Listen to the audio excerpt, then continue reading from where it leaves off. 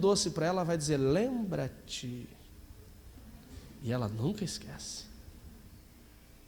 Mas eu não sei por que minha esposa é tão amarga. Talvez porque você plantou muitas sementes. Sementes que agora estão gerando frutos amargos. Diga: misericórdia, Jesus. E quando nós pecamos, nós legalizamos atuações malignas, e por isso nós, infelizmente, eu digo nós porque todos nós podemos passar pelos processos das escravizações malignas, ou seja, as maldições. Maldição, ou a pessoa que tem uma maldição na sua vida, não é só aquela que vem num culto de libertação e manifesta demônio e ela cai endemoniada. Tem muita gente que vive maldição na sua vida e não cai endemoniado no culto. Está escravizada por demônios, mas não manifestam demônios. Por quê? Porque há uma legalidade. E é como eu falei, não adianta você ir lá, chutar o sofá velho, passar uma roçada no meio do mato, mas deixar o lixo ali. Tem que remover. O que eu quero falar para você nesses últimos dias dessa escola de libertação, está na hora de você começar a remover o lixo da sua vida. Comece pelo seu computador. Isso aqui não está nem no esboço que eu ia falar, mas o Espírito Santo está falando. Comece a jogar fora aquilo que você sabe que não agrada a Deus, que está na sua casa. Aquilo que você sabe que te corrompe. Comece a apagar do seu celular aqueles grupos de WhatsApp que vivem mandando aqueles videozinhos indecentes, e que você diz para sua esposa: é que eu preciso desse grupo para trabalhar. Irmão, é melhor você não ter serviço do que você ir para o inferno com a meia dúzia de serviço te dando bastante dinheiro. Misericórdia, Jesus. É a hora de colocar para fora o lixo, meu irmão.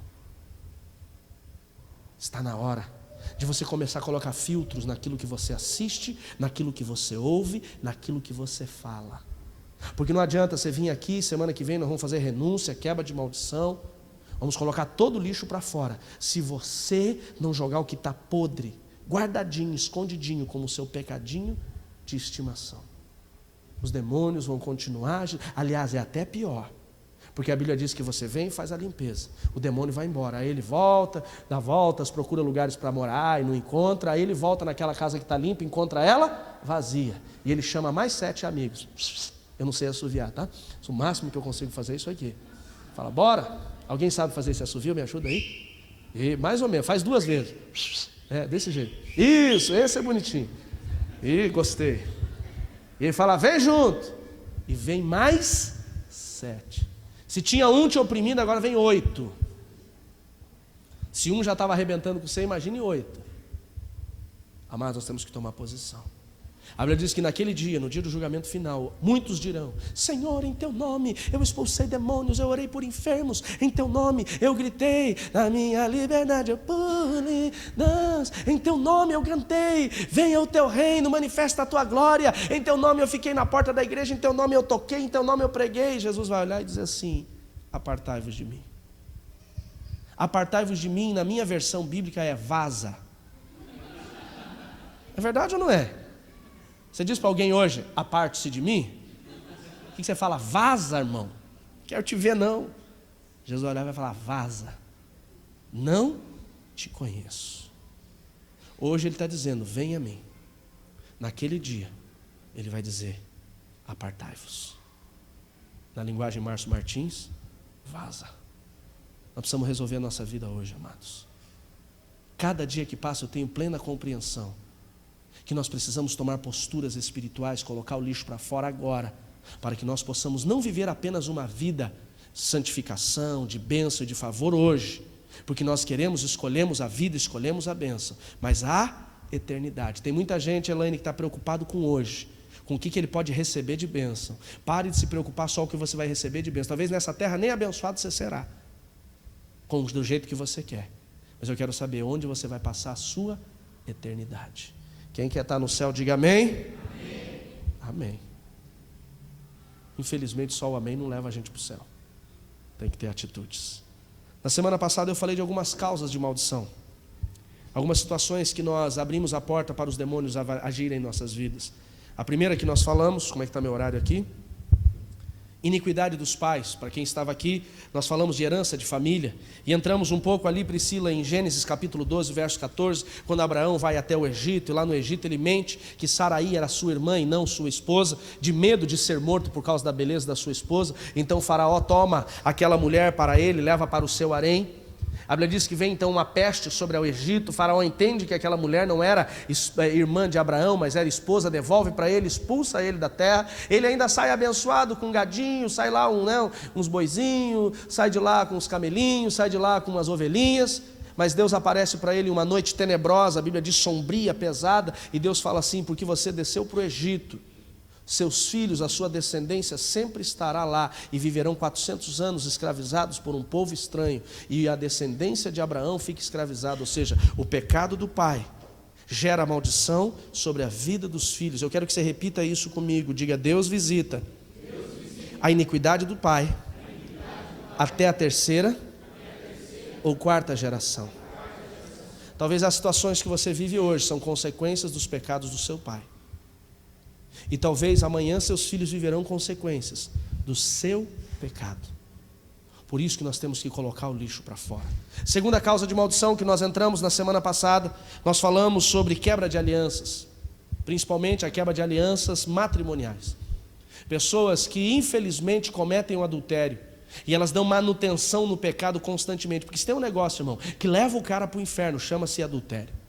Porque ele tem que ficar, além do pecado do adultério, que já é destrutivo para ele e para a sua família, Bruno, ele tem que dar manutenção no adultério. E qual que é a principal ferramenta para se dar manutenção no adultério? Mentira. E quem é o pai da mentira? É o satangoso, irmão.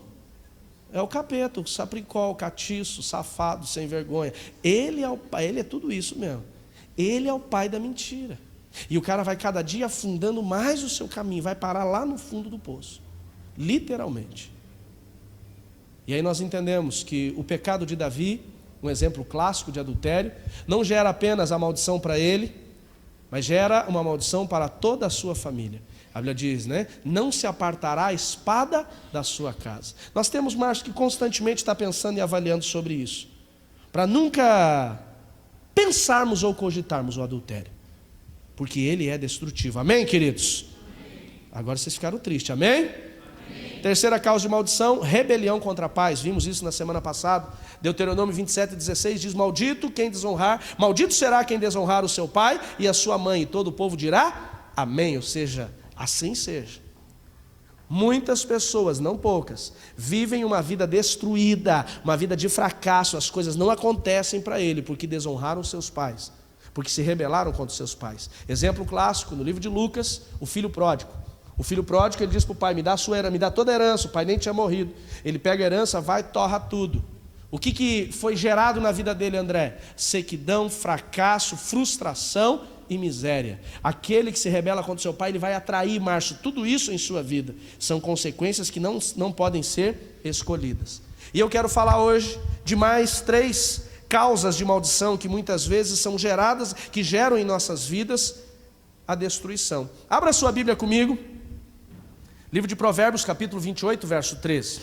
Quem esconde os seus pecados não prospera, mas quem os confessa e os abandona encontra misericórdia. Amados, o problema é que infelizmente nós temos o hábito de esconder os nossos erros.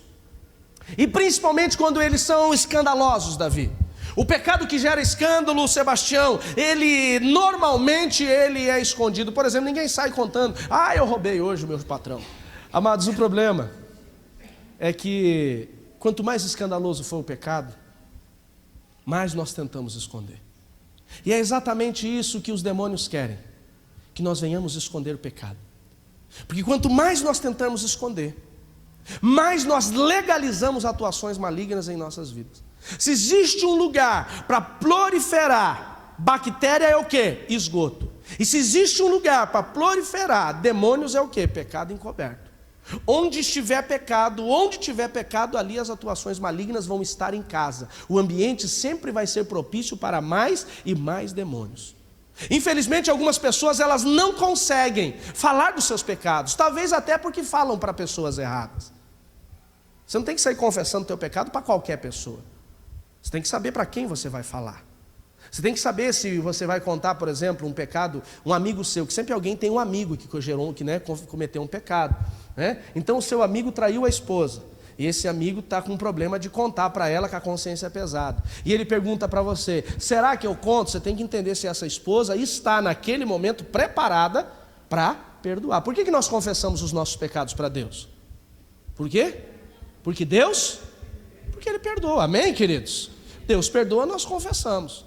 Agora, aquele seu amigo que traiu a esposa, confessar para a esposa dele, no primeiro momento ela vai perdoar? Então ele tem que passar por um processo de preparação. Se você falar assim, pastor, devo confessar um erro meu para o meu esposo, para a minha esposa?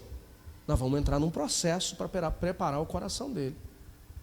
Ele vai ter que ir, vai para o encontro com Deus, vai passar por ministrações, seu coração vai ser preparado para quê? Para que ele possa perdoar. O problema, amados, de medo de condenação, nós não confessamos. E por não confessarmos, nós continuamos escravizados.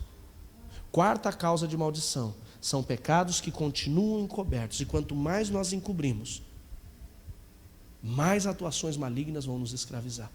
A Bíblia diz, Fabiane, no livro de Lucas, capítulo 12, que nada ficará encoberto. Diga comigo, nada. Diga nada ficará encoberto. O problema, amados, é que muitas vezes nós queremos esconder, e nós não queremos que isso nunca venha à tona. Mas um dia vai vir à tona. Por quê? Porque Deus traz a luz às trevas. Ou você decide trazer a luz e se preparar para confessar e ser curado. Quem confessa para Deus é perdoado, mas quem confessa por mão é perdoado. Ou, em algum momento, você será pego de surpresa com aquilo que vai ser revelado, e isso talvez seja destrutivo. Eu lembro de um rapaz que eu ganhei para Jesus quando eu ainda nem era pastor, Pierre. E esse rapaz, ele era pistoleiro.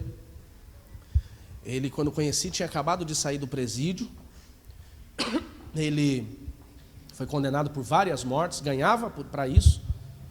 E eu trabalhei, como vocês já sabem, eu trabalhei num circo. Eu não era o palhaço, tá? Antes que alguém fale. E eu apresentava o circo, e ele era a segurança do circo. E então eu conheci esse rapaz, comecei a falar do Senhor Jesus para ele.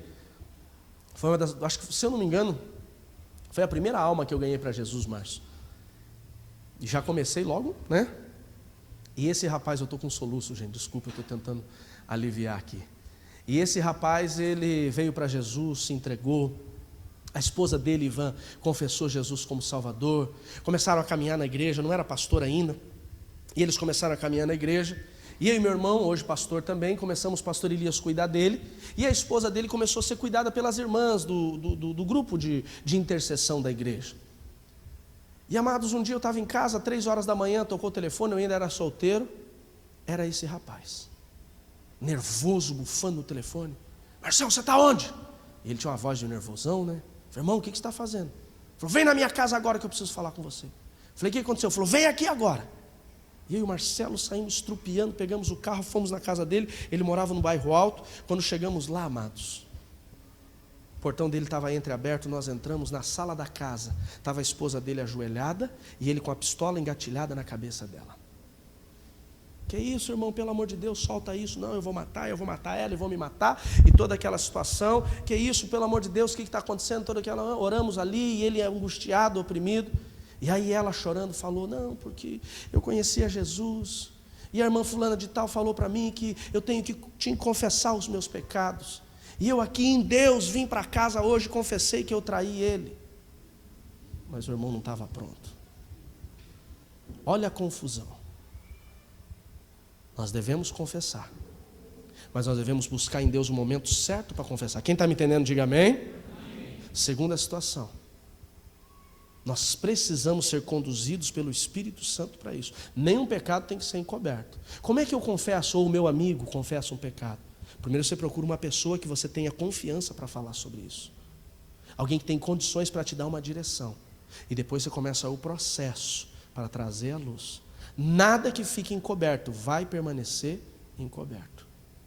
Se ela talvez tivesse esperado o tempo certo, ou se ela no passado tivesse buscado em Deus uma situação, não teria acontecido. A questão é que nós vamos entender que tudo vai ser revelado. Quem está entendendo, diga amém.